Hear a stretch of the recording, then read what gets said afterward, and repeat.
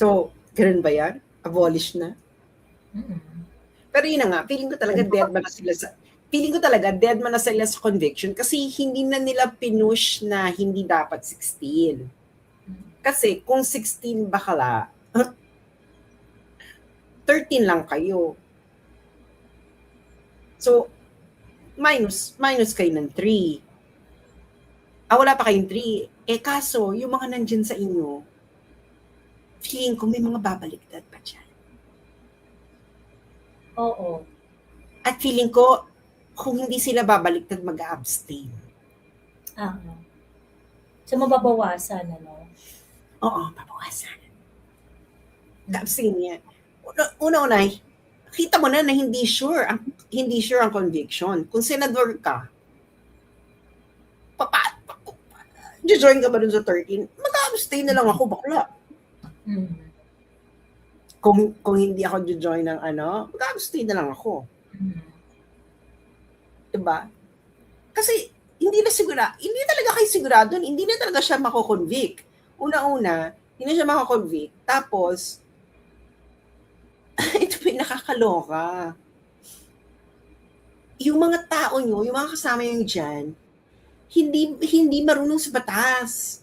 Yung sa kabila, may Cayetano.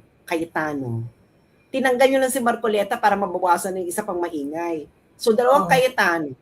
Tapos Amy Marcos pa. Marcos pa na marunong din sa Emerald. Correct. So, kahit very articulate din, ano? Very articulate din. Very articulate and very sharp. So, kahit yung tatlo lang, ano pa naman yun doon? So, anong gagawin nyo? Malalampaso kayo? Ikikenat-kenat nyo lang? Ikikenat-kenat nyo lang yung eksena? So, can you imagine, nagtanggal kayo ng tatlo. So, wala pa rin. Ano pa rin kayo, girl? Talo pa rin kayo.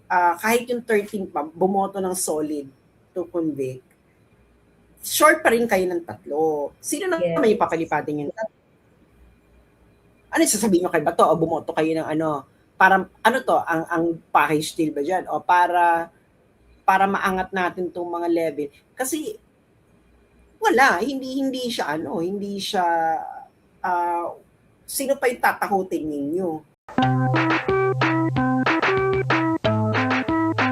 Niregla tong si Kapunan kahit menopause naman na siya. Di ba sabi niyan? Niregla daw siya. Ayun. Siya. Oo, pero si Ante Jervil, talagang kung nakita natin si Ante Jervil, no? Talagang hindi niya nasagot. Simple naman yes or no. Yung tanong kasi tinatanong lang siya kung emerald ng arraignment. Mahilig kasi mag-declamation si Ante Jervil. So nag-declamation si Ante Jervil na-imbierno si Ate Sheila. Si Ate Sheila, sinabi niya, tinatanong ko lang if it's hindi niya sinagot ni Jervil.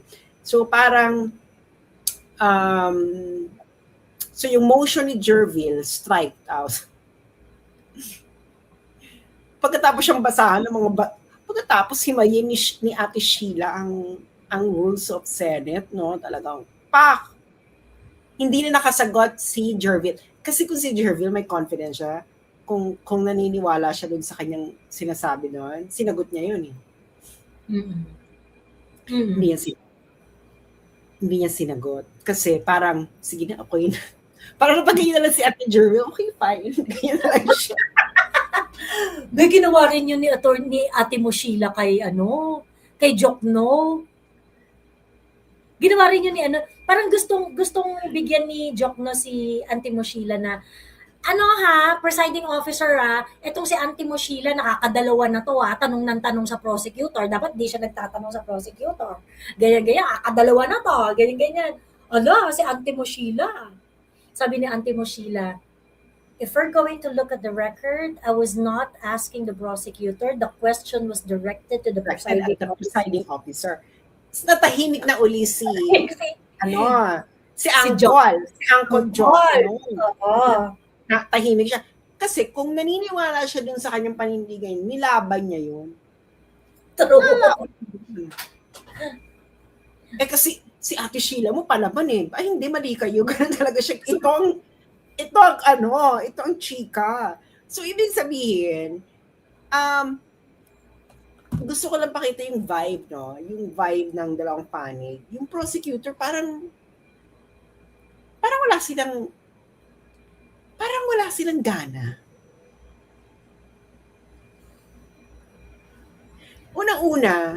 Unang-una, bakit ko nasabing walang gana? Yung speech, yung opening speech ni Auntie Jerville. Bakla, aminin nyo, yung mga dilaw na nanonood dito or whatever, let's just look at it objectively. My God, it's rhetorically dry and full of demagoguery. So, alam na namin yung sinasabi mo, bakla, paulit-ulit mo sinasabi sa TV yan eh. Oo. Iba paulit-ulit mo sinasabi television. Wala bang, bakla opening speech to. This is an impeachment trial. And you are impeaching a public officer who got the highest ever votes in Philippine history. So, make it everyone's wild. Dapat yung... Naglatin si auntie mo Jerville. 'Di ba yung ang tawag dito, sabi niya parang hindi kailangan yung speech niya yung speech niya is justifying the impeachment. 'Di ba? So parang hindi niyo na kailangan i-justify yung impeachment kasi nag-i-impeachment na. Wala namang issue na i-justify mo pa yung impeachment. Kanina ba niya din-justify sa senator judges or din-justify niya sa taong bayan? In fairness, parang din-justify. In fairness, sinijustify niya sa taong bayan kung bakit kailangan ng impeachment. Kasi sinasabi ng taong bayan, ano ba yan? Siguro, feeling ko, nagkaroon sila ng internal survey na parang yung mga tao, ano ba yan? Wala akong pakialam nyo sa impeachment, ganyan. Siguro ganun yung internal survey nila. Kaya siguro ganun yung speech ni Jerville. Kaya nga mga umpisa niya, para sa mga driver sa OFW, siguro iniisa-isa niya yung sinurvey nila na ay, hindi namin bet yung impeachment. Wala naman kinalaman sa buhay namin yan. Ganyan. Parang ganun yung eksena. Ay, sinabi niya na may kinalaman sa buhay nyo. Eh, kaso yung explanation nyo kung bakit may kinalaman sa buhay nila, lagpag pa rin. Kasi ang issue ng karamihan ng taong bayan ngayon ay yung flood control. Correct. Mm-hmm. Dahil yun talagang may issue sa kinalaman sa buhay. Yung issue mo, gusto tigilin yung presidente. Napaka-self-serving no impeachment trial na violence daw. Hindi natin kailangan ng violenteng vice president. Mali nga yung inaano niya eh. Parang sabi niya, first time natin ng vice president papapatay ng pangulo para lang makaupo sa pwesto. Hindi ba yung sinasabi niyong threat, ang sinabi doon ni Inday, kung mamatay siya, tagihin niyang si ganyan. So, paano siya makakaupo kung patay na nga siya? Kaya nga gusto niya, nagbilin siya, natigihin mo yan kung mategi ako. Hindi nga sinabing tigihin mo para makaupo ako. Parang, iba na yung, alam niyo, iba na yung accusation. Biglang assassination attempt, as in live, as in ngayon, habang nakaupo. Wala namang ganun na. Kaya makikita mo talaga, the prosecutor, wala siyang substance. Bakla talagang tangina kung sinong senador ang bumoto nito, kung makonvict dito si Inday, putang ina, lagot kayo taong bayan, putang inang issue. Bakla, ano yun? Diba? True. So feeling talaga, wala silang kalatuloy-toy. The opening speech is not opening. you know, aminin mo bakla. Aminin nyo pag opening, kailangan pang opening talaga. Opening, ganyan. Kailangan talagang, diba? Talagang dapat umaano tayo dyan, di ba? Taran, Opening talaga. Oo, body beret. Pang body beret talaga yan. Ganon. Body Di ba? beret. Tapos, ang hilig niyo pa i-compare si Luis Ro kay Miriam. Bakla, ang inang opening speech yan. Tang ina. Kahit siguro TV interview ni Miriam na hindi sinulat, mas maganda dyan. So, ang layo. So, don't make it's not gonna happen, the comparison, like super layo. Kung itong Miriam defensor ng Gen Z, I really feel sorry for you because the standards plummeted so much for your generation. So parang Kung ito na yung kabibiliban ninyo, kung ito Oo. na ang standard sa inyo ng talino, kids, kawawa Parang- kayo. oo, nakakaawa kayo, but do I care? I don't really care because that's your life, to each their own. Pero yun na nga, ako kung maganda yung opening speech ng kalaban, pupurihin ko because taray, gagayin ako, ang galing. Yeah. Pero this one, tsaka siya, be. Like, tsaka yung opening speech. As in, yan ba yung mga tipong i-quote mo? Wala nga quotable. Wala siyang quotable quotes. And yung yung parang sinircle out niya yung kanyang opening statement by saying na ang tawag dito, Vox Populi es Suprema Lex, ganyan. The voice of the people is the supreme law. Bakla ka ng taon. Bakla ka ng taon.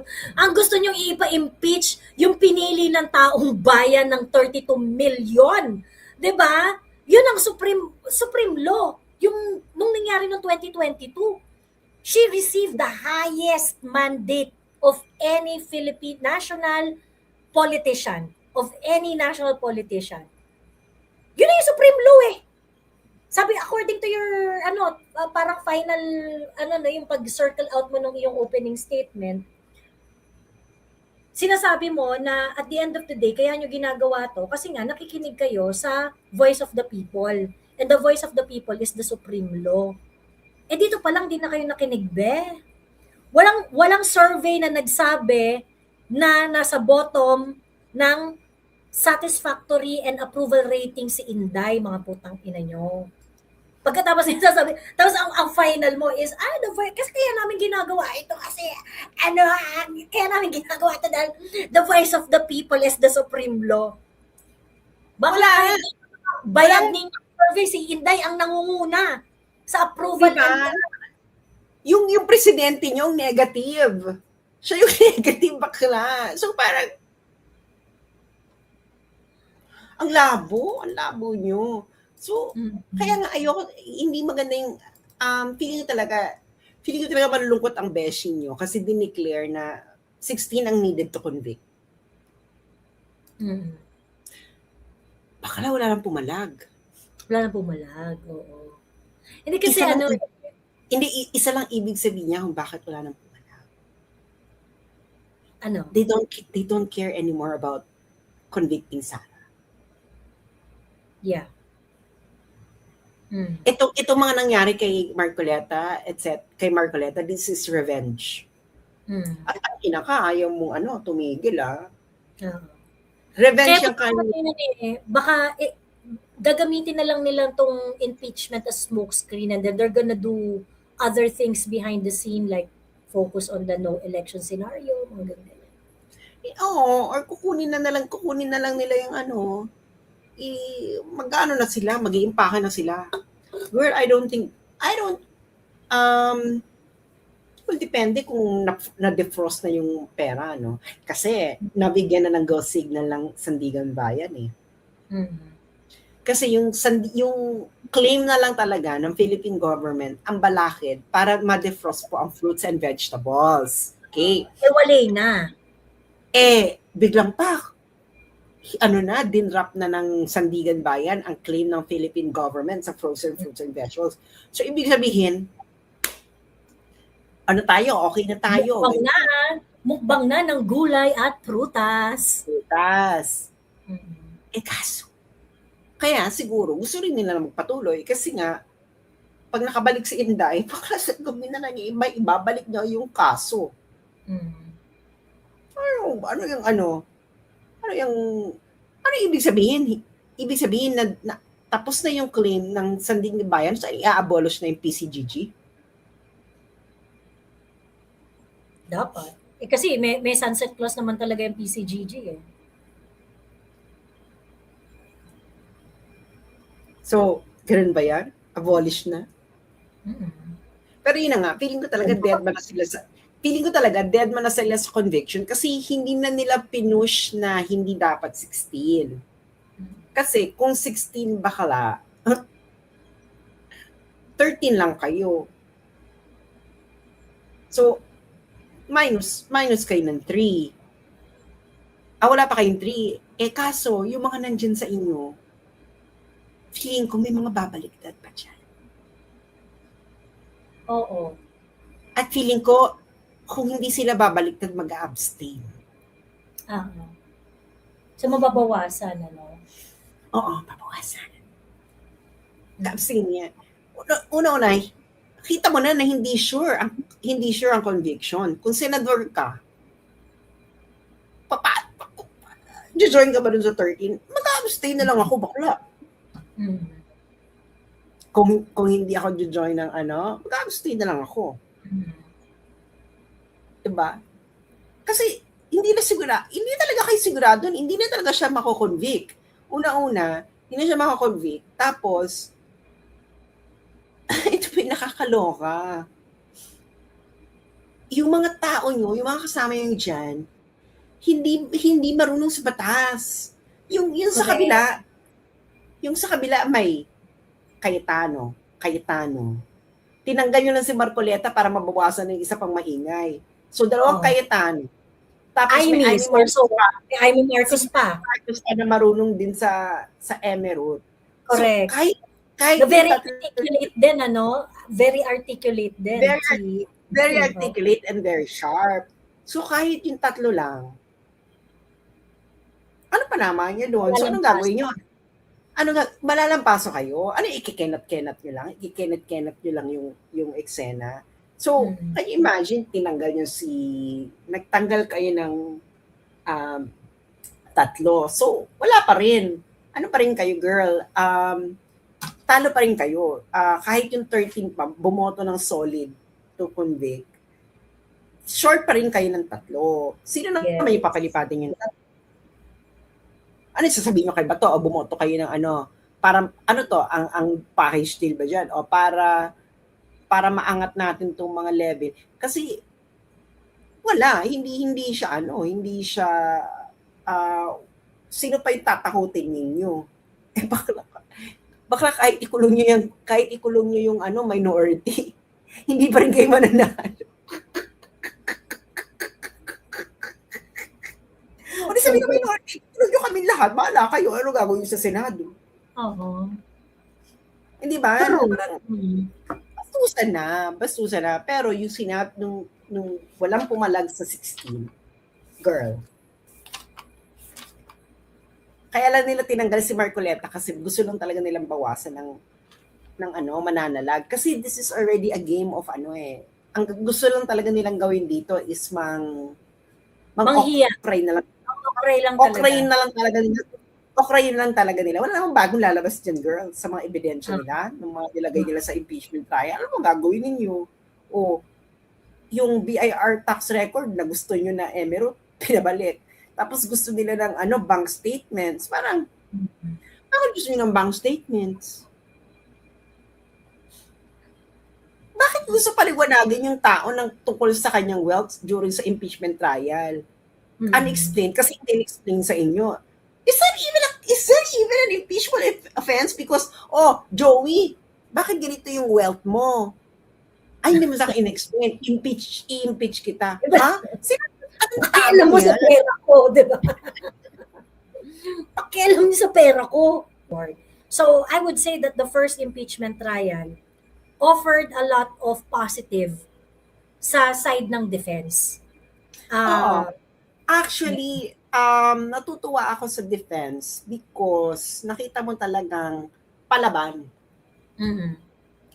alam mo talagang, can you imagine, dalawa-dalawa lang sila nagsasalita, si Jervil, si Jock, no? Kasi gusto nila magsalita, kasi gusto nila ng airtime. Eh, syempre, re-electionist yan ng 2028. Gusto nila ng airtime, no?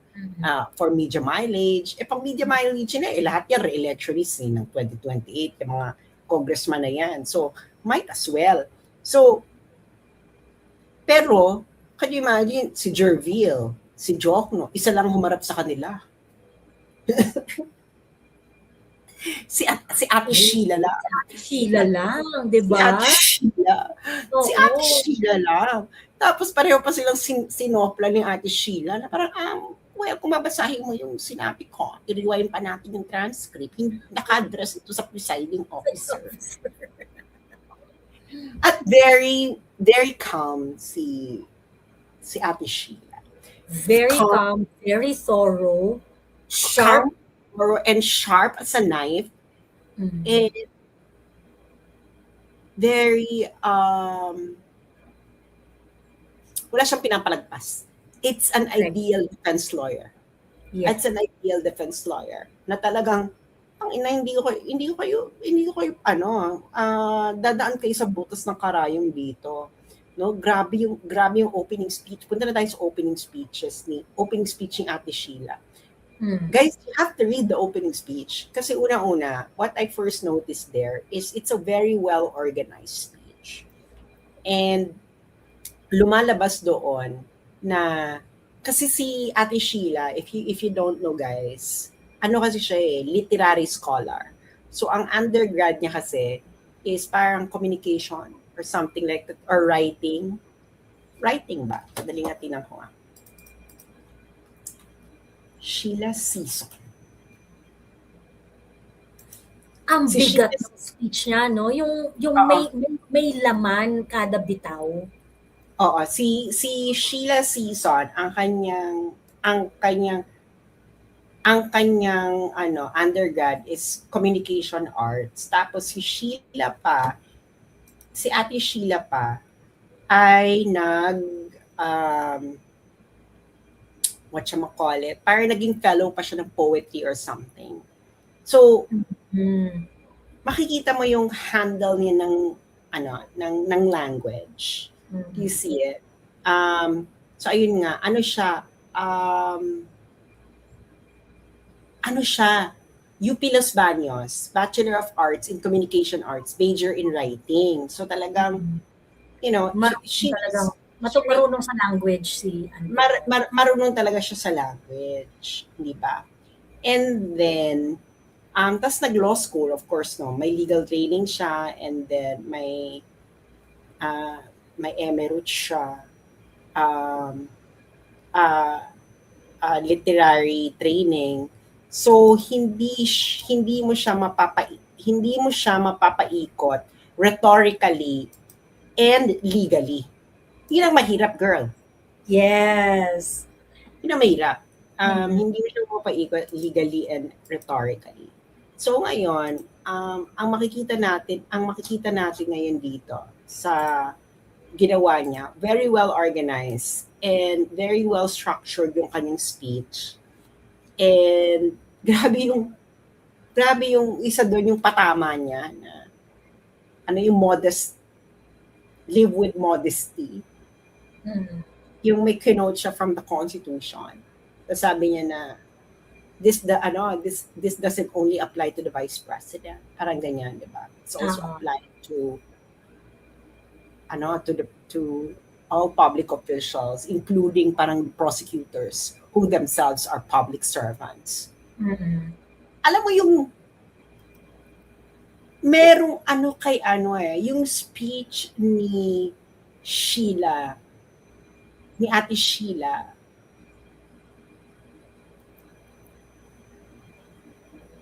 hindi lang siyang speech delivered by a lawyer.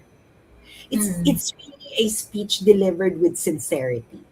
Meron kasi gano'n dinideliver lang. Alam mo yung may mga lawyers will always parang merong merong personal, may kirot. Ganyan. Kirot yung speech ni Ate Sheila. Merong hapdi at pighati at meron siyang pathos, ganyan, pathos, ganyan. Spell pathos, Joey. So ano? Spell ano? Pathos. P-A-T-H-O-S. Define pathos. We need to get Chat GPT. Ayan. It's a rhetorical strategy or literary device used to evoke emotion in an audience. Pero yung kanya kasi, kaya alam mo talagang, meron talaga siyang training sa writing. Kasi classic model kasi yun ang writing eh. Kailangan, ano yung triangle yan eh. May pathos ka, may logic, may logos, saka may ethos. So kailangan, ita-target mo yung tatlo. Ethical, logical, and emotional in order for the speech to be persuasive. So this is the Aristotelian model, which I think na it was being taught in communication writing kasi classic model kasi yan eh. So yung kanya, yung kay Gerville kasi, pag titingnan nyo guys, it's just full of emotional appeal. Mm-mm. Pero walang kulang sa Walang logical, walang ethical. walang ethical, yes. It's So panay emotional. panay Appeal to emotional emotion. Tapos, persuasion. yung mga ginagamit pa ng mga linya ni Gerville, because this is stale. You know, this is stale. Mga Latin mo, very stale. Yung mga Vox Populi. Bakla pang, pang fourth year high school, student council, government speech. Yung mga Vox Populi, Vox Dei, bakla, parang, it's very, hindi siya fresh. Di ba? Bumubula pa yung bibig mo. Anyway, tapos, yung delivery pa ni Gerville, na-impaired talaga ako sa delivery ni Gerville dahil parang... Dramang-drama si ate. Tapos yung pilit na pilit yung pagkamahinahon. Yung alam mo na, Bendy yun yung natural mo. Oo, basta yung mga lines dun sa speech ni Gerville, gas-gas na. Baka pa ulit-ulit na yung mga Latin na yan. Hindi na, wala, yung mga Vox Populi, Vox Dei, mga emirate. Alam mo yung mga bagong yan eh, para nung fourth year high school ako, kasi pre-law ako din. Kasi kasi nung panahon kasi namin, para siyang yung system noon na, ngayon ng K-12, na pagdating mo ng final year, mamimili ka ng parang, ano bang gusto mo, management, ganyan. Kami may ganun na kami noon sa San Beda. So ako, nasa pre-law na section. So syempre, debate. So kami, syempre, bago ka, fresh. So yung mga yung mga sa debate mo, may mga Latin line. Para mas di ba? Para kunwari napakalalim mong mag-isip. Oo, ganon. Pero syempre, I was fourth year, no? I was like, 16? So, 17. I was 17 when I was like 14. So, ganun yung eksena. So, parang, it's acceptable when you're in fourth year high school kasi bago lang to sa'yo. Tapos, syempre, yung kausap mo, mamamangha na, mga naglalatin-latin na, nagaganyan-ganyan na. Kasi pang yun part of rhetorical boost kasi yung mga Latin sa debate noon. I don't think now, no? Pero looking at that time, oh my God, cringe. But I was a teenager. Still trying to use newfound phrases. Alam mo yun? Pero ito bakla, nasa harapan ka ng senador, nasa ka, tapos very historic ito na moment. Gagamitin yung mga pinakagasgas ng mga eksena. Walang literary, makikita mo na walang literary intelligence si Luis Tru. Yes. Walang moist. Walang moist. Alam mo, hindi na dyan. Oo, parang bakla pa ulit-ulit yun ang sinasabi sa TV ang speech mo. Walang bago. Kay Attorney Sheila talagang direct to the point. Direct to the point. Thorough speech. Opening speech pa lang yun thorough. Inisa-isa pa niya na wala naman kayo na-prove. Yung mga ang hilig-hiling yung sabihin na ganito, pero hindi nyo binabanggit na ganito. So parang, actually nandun na yung argument ni Sheila na akala i-dismiss nyo to. Tsaka. Parang gano'n yung, parang gano'n yung, wala naman siyang wala naman kayong eksena sa buhay. Ganyan. Tapos yung mga si Joko na, integrity is a continuing emerald. Ha? Integrity is a continuing emerald, kaya kailangan niyo yung bank account. What kind of argument is that? Totoo. Kailangan namin i-check yung mga bank account niya prior nung siya ay naging vice president dahil napakinabangan niya pa rin ito nung siya ay vice president. Yun yung sabi ni Jokno. Oo, na parang, Pinagsasabi mo bakla? Eh di kung ganun pala ang usapan. eh di bakit mula 2016? Bakit hindi Simula na, since birth. since birth? Malay mo. Oo, kasi malay mo, hindi mo alam. Baka doon pinapasok ni Daddy D ang kanyang chinuchorba. So, why not? Di ba, nakakaloka. Eh, bakit si Marcos? Correct. Eh, bakit si BBM? Eh, ganun pala eh. Napapakinabangan mo pala yung mga ninakaw. Eh, bakit hindi pa-impeach? Correct. Eh, ito. Eh, ang laki ng tinas ng nito. Ang laki ng tinas ng SALN nito. Correct. At ito, may PCGG kang pinatayo para sa kanyang entire family. Exactly. Diba? Kaya nga, yung ginagawa nila to na parang, seryoso kayo? Yung si Marcos nga, may ganito, ba't hindi niya yung inaano? Ay, hindi, kasi kailangan, hindi, gusto niyo lang talagang tanggalin si Inday. It will really, it's going to be unpreventable that the impeachment trial will actually look like that. And people will not like it. Ito talaga eh. Opening pa lang, bakla. Wala na kayo. Ewan ko, ano lang talaga, kakaiba na si Jervy. Hindi ba nararamdaman?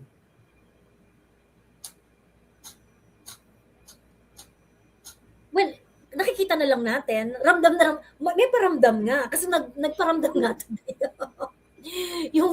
yung tingin ko kasi, Antimo Jervil, pagka hindi ka natural, pagka nagpapakyut ka talaga, magkakalaway ka. Di ba ganun, be? Yung parang pagkapakyut ka masyado, tapos yung parang kinokontrol mo masyado, may ipon talaga yung laway mo dito eh.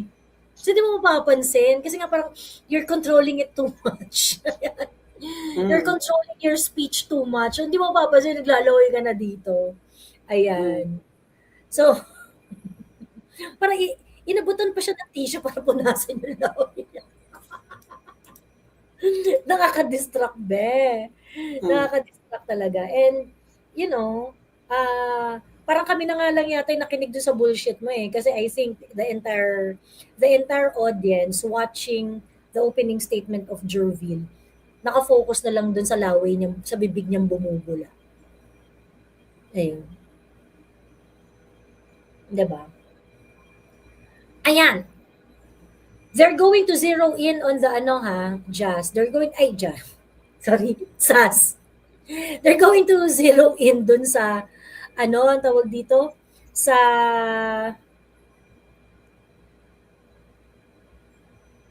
grounds ng grave coercion. Yun daw unahin nila.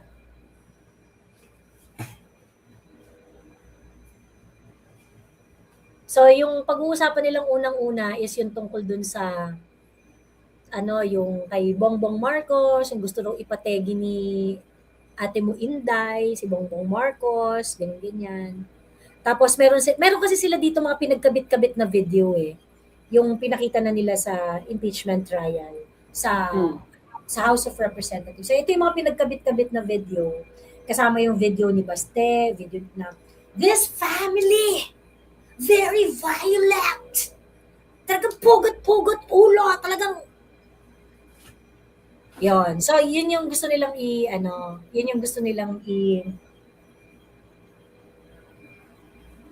unahin for the trial. And anong say mo dito, Sas, na bakit sa tingin mo ito yung inuna nila? Um, Yan ang inuna nila because yan yung hindi pa madalas pag-usapan sa mainstream media Hmm. because it's still fresh. And I think kaya nila inuna nila yan. I think kasi yung iba siguro kailangan pa ng mga witnesses. Hindi pa nabibili. Oo, kasi ito meron na silang audiovisual presentation eh. Oo, yun na yan. Parang this is ready na. Mhm. Pero yun ang ano nito is hinihintay ko talaga ang gagawin. I really want to see how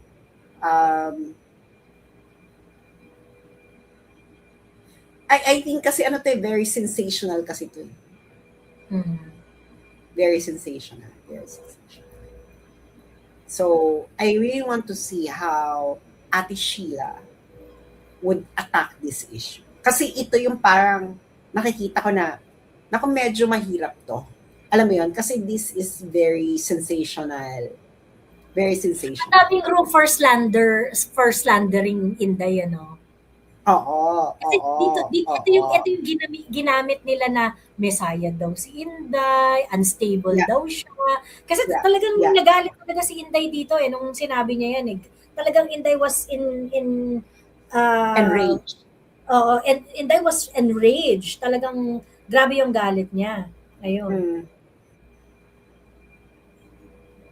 So yun, we will see. We will see. Ah. So I think that's the point, no? It's very sensational. Mm. Very sensational. Pero And ano, and pang ano rin siya girl, pang international media father. Yung mga gusto ng international media, yung mga ganyan ka-sensational. mm, pang ano no, attention grabber. Attention grabber. Kaya yan talagang una Yung pang nila. body brain ng ano. Yan ang kanilang body beret moment, pang body beret moment. Pero, I think Attorney Sheila might be able to dismantle it. Pag na-dismantle ni Attorney Sheila yung issue na yan, the rest is the, walk in the park. Mm. Kasi yun yung, ako sa tingin ko talaga, yan talaga yung isa sa, yan yung pinakamahirap ng article. Yan lang nag-iisang mahirap na article of impeachment. Yang sa, yung death threat. Mm. Eme issue nila. So, pag naano yan ni Ate Sheila, tapos na ang boxing. Tapos na ang boxing. I think kung ayaw niyong magkaroon ng violence, huwag niyo akong patayin. Pag hindi niyo ako pinatay, walang mamamatay. Yeah, basically yung sinasabi ni Inday eh. Pag di niyo ako pinatay, walang mamamatay. Pero pag pinatay niyo ako, kapagpatayan ako. That's it. So, kung kunwari, bawal na pala yung ganyan, edi patanggal na natin sa lahat ng classroom sa buong Pilipinas na mga elementary at high school yung golden rule. Diba? And I remember ako, may pa-contest pa yung teacher ko noon eh. Nagpapasulat ng golden rule sa classroom eh. Diba? But, meron kang mga Sas, meron kang mga fearless forecast sa mga mangyayari in the next coming days? Ako, fearless forecast ko ay the defense will provide surprise witnesses na hindi natin alam. Second, I think Attorney Ate Sheila will continue to shine. Oo. Alam mo yon, lalamunin niya lahat.